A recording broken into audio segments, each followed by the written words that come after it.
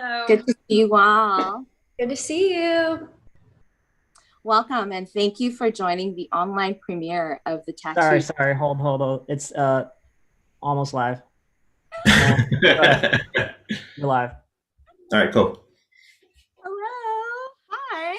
Hi. Hello. Hi, everyone, and welcome and thank you for joining the online premiere of The Tattooed Heart.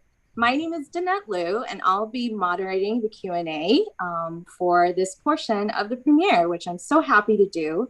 Just a little bit about myself. I'm a social worker. I'm based in LA, Los Angeles.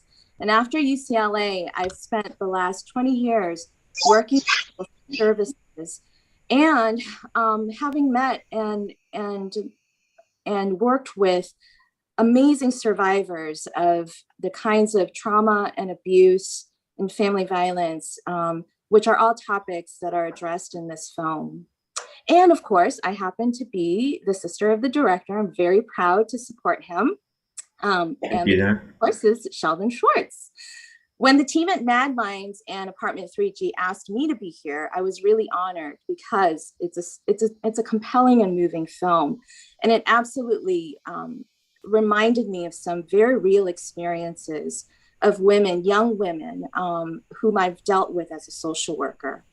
And it's so important when I encounter films like this that have increased and created awareness for many. And so thank you so much for this invitation. And of course, not to say the least, we are joined by Danielle Martinez from the Rape Recovery Center. Hi, Danielle. And thank you for being here as a consultant for us. A little bit about Danielle is that you are an outreach coordinator for the Rape Recovery Center. And the mission of your organization is to empower those victimized by sexual violence through advocacy, crisis intervention, and therapy to educate the community about the cause, impact, and prevention of sexual violence. Welcome. Before we begin, I just want to say congratulations to the two stars of the film, Jennifer Madison and Madison Wolfe, and my brother. You should be really proud of this film. So happy for your performances. It has such a great message. It was beautifully done, impactful, with amazing performances. And I will resonate, as I mentioned already, with many, many people around the world now that it's available online. So just a quick note for everyone at home. If you have questions, please type them in the chat box. I'm sure a year later in the pandemic, we're all very familiar with the use of chat boxes wherever you are. And we're going to get right in. And y'all ready to start our conversation? Yeah. Mm-hmm. All right. Cool. So let's get started. And I get the honors of the first question. And this is for Jennifer and for Madison. How do you both feel after watching the film? You want to start? Sure, I'll start. I think, I don't know, we made it such a long time ago, and now just having the feeling of everybody seeing it now, I'm just super excited and honored to be a part of something with such a great message. So yeah, mainly just excited for everyone else to see all the work that we put in, and, you know, to rewatch it a couple of years later and just relive it kind of. Yeah.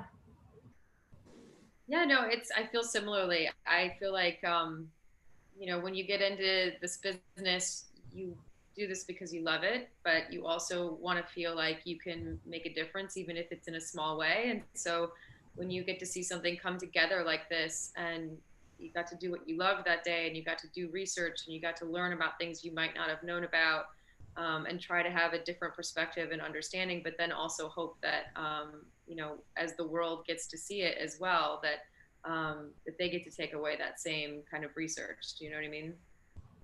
Absolutely. And just to follow up with that thought, I'll start with you, Jennifer.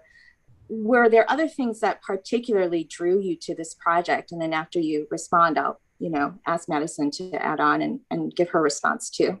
Yeah, you know, as Madison just said, we did make this a little while ago now, so I can't remember every single detail, but I know Matt Olmstead, who wrote the project, and I know his wife, Dawn Olmstead, really well. And so I was definitely intrigued because I knew his writing. Sorry, my dog Ava is growling at the The mailman. Sorry. So if you hear growling, it's just Ava. So that definitely had my attention, and I spoke with Sheldon, and he was so smart and articulate and passionate about what he wanted to make, and the whole team around him just had so much faith in his vision. And so it just, every once in a while you get these moments where you really like the material, you really like everyone involved, and your schedule allows for it. And this was one of those situations. Sounds magical. Madison, how about you? Yeah, I mean, besides the obvious passion behind the project and incredible writing, I think for me personally, it was just having the opportunity to portray a character with such deep emotional trauma. Like, especially as a young actress, there's not really a plethora of opportunities like that. So for me, seeing this incredible story about this young girl who had, just such deep trauma, I think as an actress and just as a teenager, it was just an opportunity that I couldn't pass up. No, really appreciate that. And Sheldon, what about you? Why do you think it's important to tell these types of stories? I would say I would just echo what Jennifer said. Jennifer is also a director, and I think that when you have a chance to tell a story that is character driven and related to issues that I think people should be aware of, just knowing that you might have that one chance of helping someone or giving someone hope is important to me, and that's the gist of it. Not to mention, Danette is a social worker, and I grew up with her, and we kind of had a rough upbringing. And I think that a lot of these topics are things that we've always been in some way interested in, or wanting to generate awareness of. And it was really important that I took the chance that Mad Minds gave me to echo that. Thank you, Mad Minds. I was like, oh, you want me to read a script? I've never done that before. Okay. And it was really close to what I experienced. Danielle, hi. Yeah, as someone who works with victims of sexual violence on a daily basis, do you have thoughts to share as well about the film? I just think it's incredible that you not normalize the act of sexual violence, but normalize the experiences, especially for survivors. I think a big part is seeing yourself. And I think this is such a big platform in film, seeing perhaps your experience, being aware that it can be triggering for some folks, of course, but also seeing and that it's okay if something like this happened to you, and then what do you do from this, and what do you move on? So I think it's great. I think it's fantastic. The biggest thing that, I advocate for in my work is advocacy and awareness. And this is one avenue of many. And of course, this has a very big audience, but I think it's a really good start to kind of normalize these conversations because they're stigmatized. It was such an emotional and gripping film. And I think Jennifer and Madison, you really captured the pain and the struggle and the sense of helplessness and hopelessness that, in my experience, a lot of survivors out there feel. So kudos. Jennifer, I'd like to ask you about the prep work and the research that you did for the film. Can you tell me a little bit about your process of becoming Charlotte? And you mentioned some research that you had done. So could you share a little bit about that with us? Yeah, I mean, it was interesting because some of the research for this really crossed over from some of the research I had done to play Emma Swan on Once Upon a Time, which might sound surprising, but because she grew up in the foster system, I had done a tremendous amount of research reading memoirs of people who'd gone through the foster system. And, there are all levels of stories of what comes with that. There are wonderful stories, and there are just heartwarming stories, and there are just absolutely devastatingly tragic stories of abuse, and everything in between. So some of the sort of the darker, more traumatic side of that research was stuff that I revisited, and some of it is just so. I've been very blessed in my life. I have not been raped. I have not been abused in a way that these women have been, and so the reading and the research gave me images and the idea of just the details with which someone would experience these things, you know? And so having that to rely on was incredibly helpful. And, you know, and it's a delicate place to go, as I'm sure Madison will say as well, in terms of like, even if you haven't gone through something like that, when you start opening yourself up to trying to imagine that happening to you and imagining what your response would be to that. And then also just the heartbreak you feel for anyone who has gone through that when you start to do that work, is definitely something that is eye-opening, you know, for you when you're doing it. So there was some of that. And then also I spoke with my own therapist about what her take on some of the reactions might be to certain things, or what would be expected of someone based on where they would be in their journey of recovery, you know, from Charlotte's perspective, and the fact that it would make sense for her to want to help other people to try to heal something in herself. So it was really a combination of kind of revisiting some of those memoirs and then also getting an expert's advice based on what she had seen in her work. You know, it's so honoring, and I think Danielle would agree, the normalization, but just the care that you just expressed, Jennifer, is so honoring to any survivor. So I appreciate that. One more question for Jennifer, and then I'm going to go to Madison. Can you tell us a little bit, Jennifer, about what was it like to do that final scene in the film? Gosh, I wish it was sooner. I mean, I wish that Sorry. Because I don't want to lie about it. Do you know what I mean? Like I can't tell you exactly what I was thinking that day.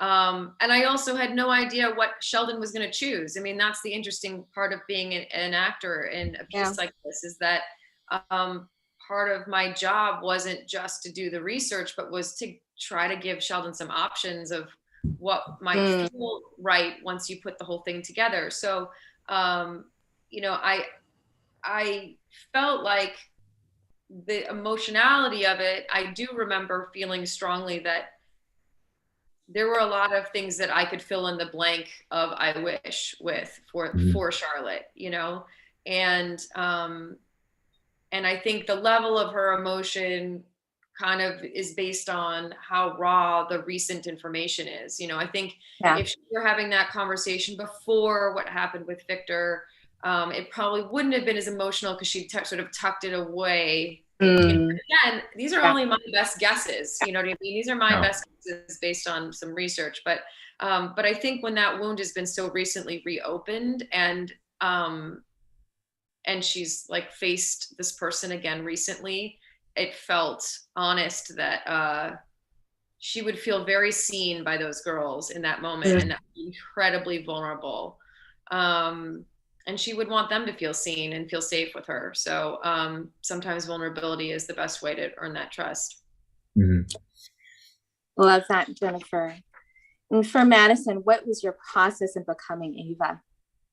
Yeah, I think for me, it was very similar to Jennifer, just reading stories, you know, especially on social media. They're very easily accessible, or watching documentaries, and not only about survivors, but also about women being incarcerated, because like Jen, I've never experienced rape or any type of sexual abuse, nor have I been incarcerated. So I just wanted to make sure that I was in touch emotionally with what that would actually be like, in order to, you know, portray it and give a real performance. Because I think that's really important, especially with such sensitive subject matter. Like that's always a really important thing for me, is just to make sure that I'm being as honest as possible when portraying a story. So yeah, just exactly what Jennifer said, like doing my research and just really thinking about, you know, putting myself in Ava's shoes.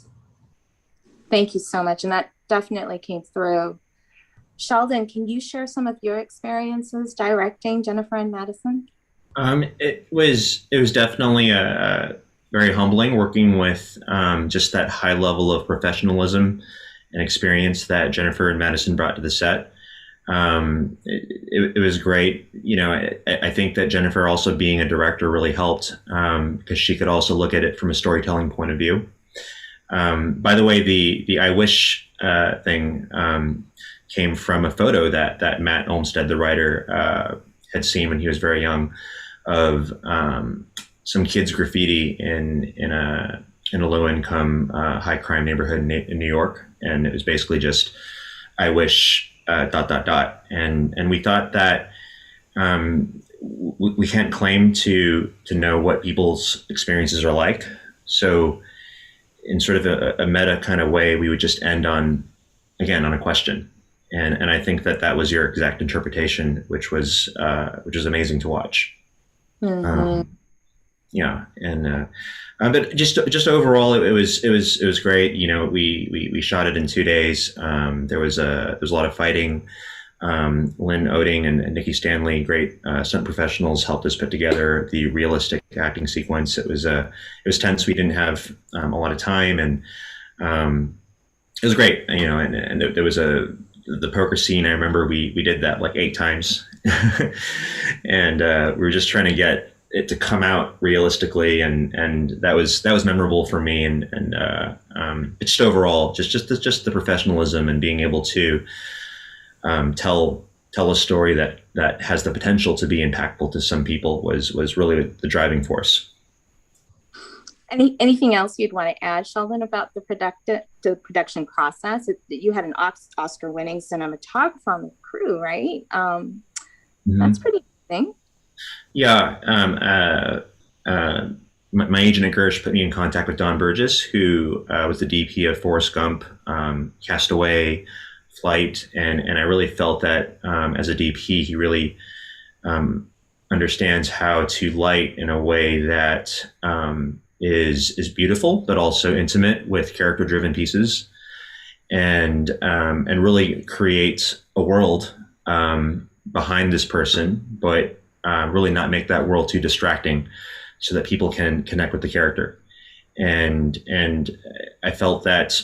I think the strongest place I felt that was with Jennifer's monologue when she delivers the truth. It was just so raw and real, and you know, Don was great to work with, and I learned a lot from him, and I hope I get to work with him again soon. So this is just someone, again, from as an audience, I'm always curious.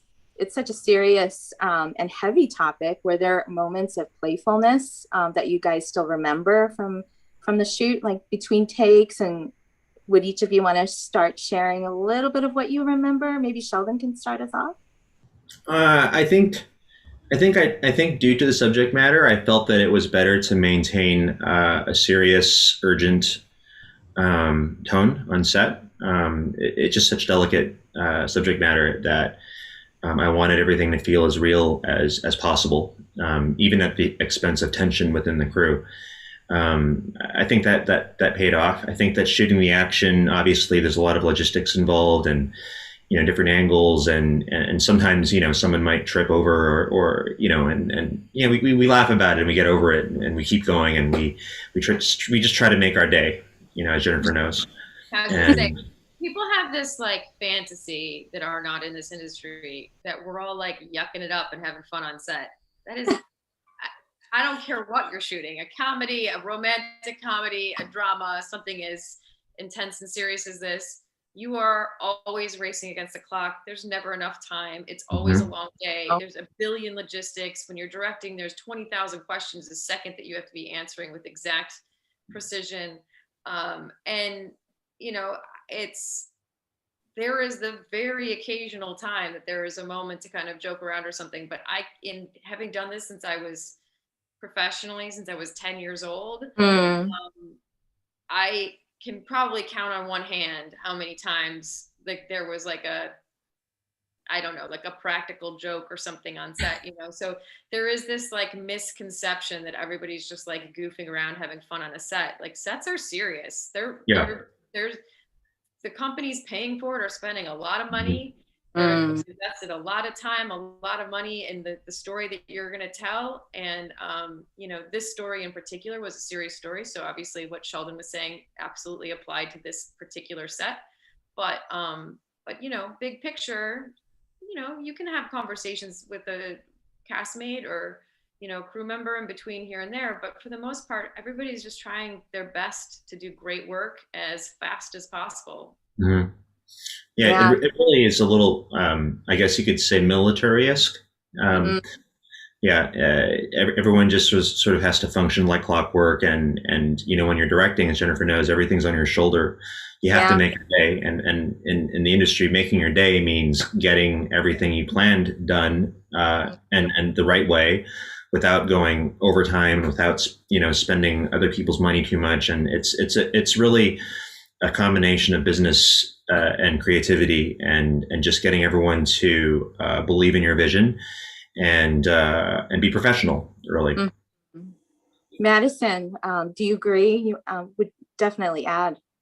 Yeah, I 100% agree. I mean, like Jennifer was saying, I think even though we were doing what we love, I mean, at the end of the day, we had 48 hours to get everything shot. Not even, because I mean, we weren't shooting 24 hours a day. We had 2 work days to get everything done, and even though it was amazing and a great experience, it's very intense what we do. I mean, just me alone having the weight of trying to give my best performance is enough to kind of keep me serious and focused throughout the day. I can't imagine, trying to direct on top of that, or having to worry about making the day. So yeah, I definitely agree. Yeah. Well, I didn't have to direct the two of you very much at all. I mean, the performances just were, they're really good. Sounds like a lot of blood, sweat, and tears is really what I'm hearing. Right, Wow. in a way that we totally Fake blood. That just doesn't leave a lot of space for joking around. That's the only reason we're making this point. Not because we're complaining. We love what we do. No. Yeah. Seriousness to the way it's accomplished. Yeah. There are moments, like it's not like you can't even look at anyone, but it's just like overall, everyone was very focused and professional, which is great. Oh, I'm sure the audience is appreciating this honesty and transparency, and the vulnerability is incredible. It's such a gift. Thank you all.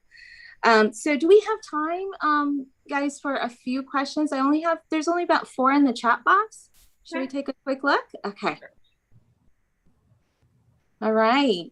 There was a specific question for Jen in regards to how did you research for your role as a social worker? I think you kind of touched on that. Anything to add specifically about that particular profession of a social worker? Not really. I mean, I think this was sort of covered earlier in the conversation. The question was probably asked before. Yeah. But yeah, no, I mean, that was as far as I remember. I'm sure there were things I don't remember, but as far as I remember, it was the memoirs and then talking to a therapist who had experience treating people in this situation. That's great. Yeah. The next question, and this might be a good one for Danielle to take. What are some resources for women who are suffering from post-traumatic stress disorder or PTSD from childhood abuse? So Danielle, do you mind answering that one for us? Yeah, I think it varies. I think the first thing that you may know is stabilization, right?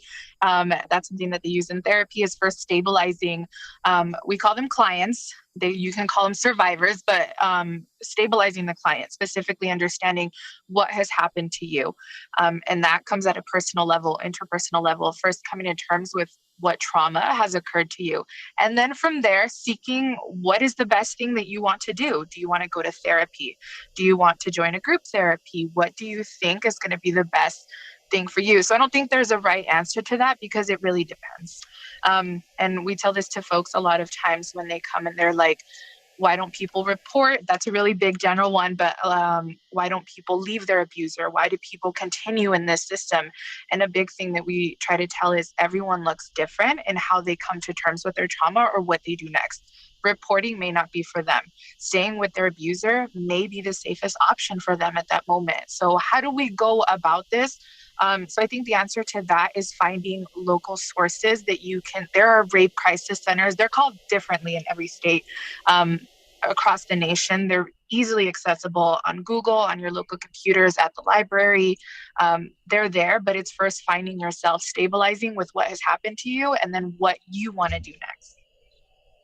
Yeah, we've also included phone numbers to curated resources in the description of this Q&A. In case any of you want to reach out. Yep. And those are really helpful.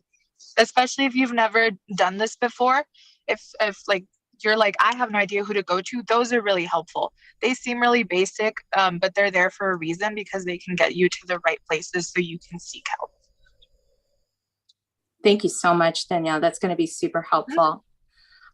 The next question, I'm going to tweak it a little bit to make it a little bit more relevant for our discussion. Someone in the audience wrote that a moment that really stuck out to them in the film is when the prison warden dismisses Ava. And so I think I'm going to direct this question to Madison. Do you remember that moment? You know, it's been a long time since the actual shooting of the film, but you know, what feelings and thoughts did that bring out, and how does that trigger that sense of advocacy that women need? So I'll leave it like that. I think it's also good for Jennifer, because she was in this scene being, you know, kind of dismissed. She, you know, Charlotte, the character Jennifer is playing, you know, brings up Ava as a possible case, and he just kind of dismisses, you know, the possibility, just to kind of frame things. Thank you, Sheldon. Yeah. So both of you. Yeah, I mean, I think it's obviously a really important moment, because as an audience member, you see the fact that, you know, he kind of dismisses both of us in a way, and then in the ending, the truth comes out. So I think it just provides that message to believe people. I mean, and I think, you know, like all these movements going on in films like this, and different things kind of bring about this awareness and the fact that we need to be talking about this topic, because just by talking about it, I think people feel more open to sharing their story. And I think, you know, that's why we made this film.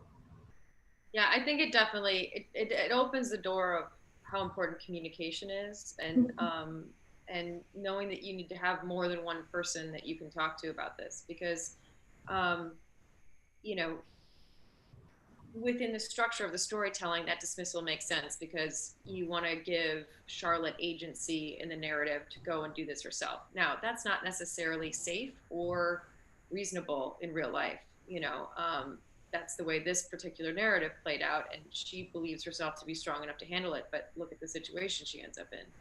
So, you know, I think, especially with everything we've all been through in the world changing so much in the last year, and all of the obstacles that the world has faced, and I think we're realizing how important it is with all levels of trauma to have really honest conversations with people, because what would have been better, in my opinion, is after that the warden dismisses Charlotte's concerns, that there would be somewhere else for her to turn, that she wasn't alone in that moment. And that would have been a safer movement forward. And so not as dramatic and, you know, visual from a storytelling perspective, but safer in real life. And so, you know, there's just so many things for so long that I think, especially as women, we feel like we have to tuck away or not talk about, or they're taboo, or we're not safe to share them with someone, or somehow we've twisted it around to be ashamed of ourselves instead of just talking about it. And I mean, on all sorts of levels, you know, from as traumatic as what these women have gone through, all the way to, I don't know, just really common things, you know? And so it really just shows how important community is, and it shows how important it is to turn to more than one person in a situation like this, to be able to have the support that you would need to be able to walk out the other side of this trauma. Yeah. Danielle, do you have any thoughts to add to this question as well? Yeah. I think dismissal is a really big part of anyone who goes through trauma, right? Dismissal of their own, oops, you fell. Dismissal in a way. I don't know if you can still hear me, but it's dismissal of everything. Sometimes I think a big thing in our society, whatever it is not even believing that something like this can happen to yourself, or other folks even believing that it happened to you. And I think that wasn't perhaps the intent of this in the scene, but it's just dismissal in general of trauma. And that can be very traumatic to the survivor. So I think, as Jennifer said, it would have been nice, right, if there was another resource. But sometimes the reality is that there isn't another resource, that you are dismissed once and then you aren't believed. And then you're kind of left to fend for yourself, right? And that's, again, just a big cultural shift that we as a society need to look at. And it's like, how do we treat individuals who have been through such traumatic experiences, and what can we do to normalize and better ourselves for them? Thank you so much. I've got 3 more questions to go. Does that sound good to everybody? Do we have time for 3? Okay, so this is a general question for anyone who'd like to respond. How does substance abuse relate to women suffering from trauma? I would say Danan and Danielle. Yeah, no, substance abuse, whether it be alcohol, drugs, or whatever, can be seen as a coping mechanism, right? Coping with what has happened to you. Is it the healthiest? No. But it is a form of coping, of dealing with something, especially if you maybe haven't recognized it yourself. It's just the way that it kind of goes. And it's very unfortunate, right? Because it's something that's alcohol is much more easily accessible than therapy is, right? Especially for a lot of folks. So it's something that's very unfortunate, but I would say it's a coping mechanism. Yeah. I think the only thing I'd add is that it's also sadly not true of many women. There isn't, you know, I definitely want to tell folks that not every person who goes through trauma ends up abusing substances. So, No. I agree with Danielle that there is a relationship, but it's not always the case. And so we have to be sensitive to that and be monitoring our biases when we approach folks. So that's the only thing. Yep. Right. So the last 2 questions are actually for you, Sheldon. You ready? I'm going to go backwards. You really captured the sensitivity of each character while still creating a coldness with the light.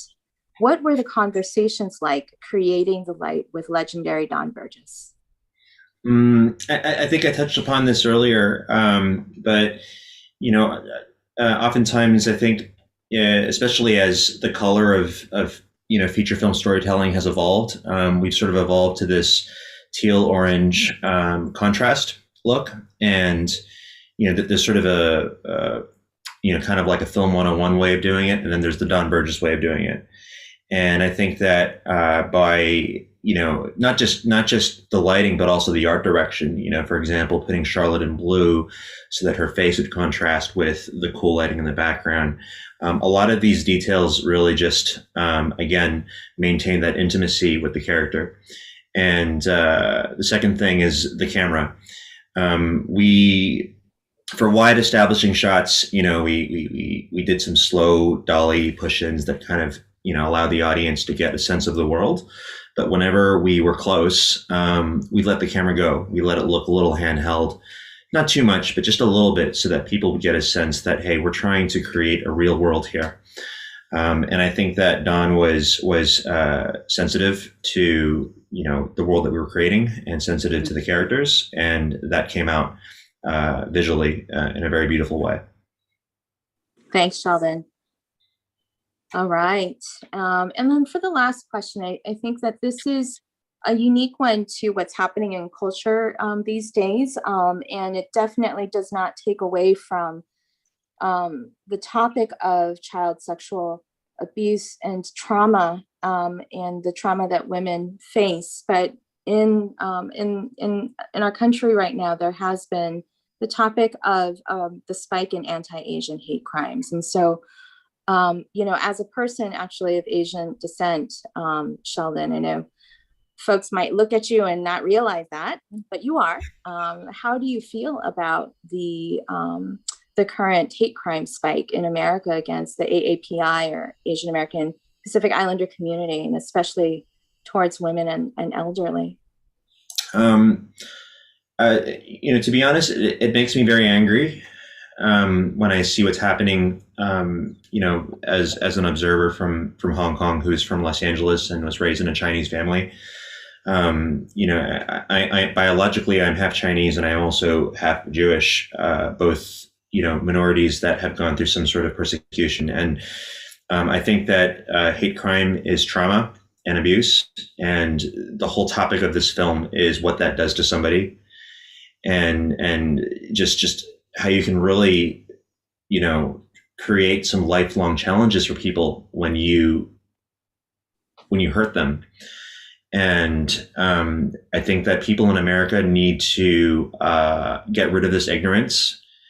And I live in Hong Kong, and everyone here is Chinese or expat or mixed, and they're all working together, to fight this pandemic. And it's a modern city, it's a business city. Everyone works very hard. And when I look across the border at China, it's the same thing. It's a hardworking, work culture. Everyone's just everyone's modern. Everyone is, we're all the same, so please don't stop doing stuff like that, like what happened in San Francisco and what's been happening. It just makes me very angry. And, it's the exact reason why we wanted to make this film, so that people don't suffer from trauma and abuse and have a way out.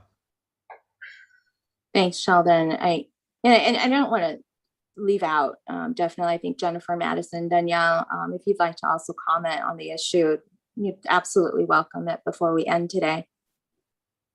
Like Sheldon definitely, spoke for how I'm guessing we all feel. Yeah, just I just hope that the spike goes down. I hope people come to their senses. Even the people in the Zoom conversation, we're all human beings. I really don't believe in the biological existence or justification for race. I'm proof of that. I don't know what I am. Am I half Jewish? Am I half Chinese? We're just humans. And at this point, just like Jennifer said earlier, the global socioeconomic conditions are pretty bad. And we don't have time for ignorance and hate crime. We only have time to work together and, bring ourselves through and communicate and help each other heal. That's it. Well, thank you so much. Thanks for, again, creating that awareness and that safe space for this conversation. I hope it continues. Just to wrap up our time together, I think I'm sure the audience would love to know of any exciting projects, because we're going to want to follow your work, Jennifer, Madison, and Sheldon. So could you share a little bit about what we can be looking forward to in your work and in the future? Jennifer first. Sure. If anyone watches This Is Us, you probably saw me last week. So there might be a little more of that coming.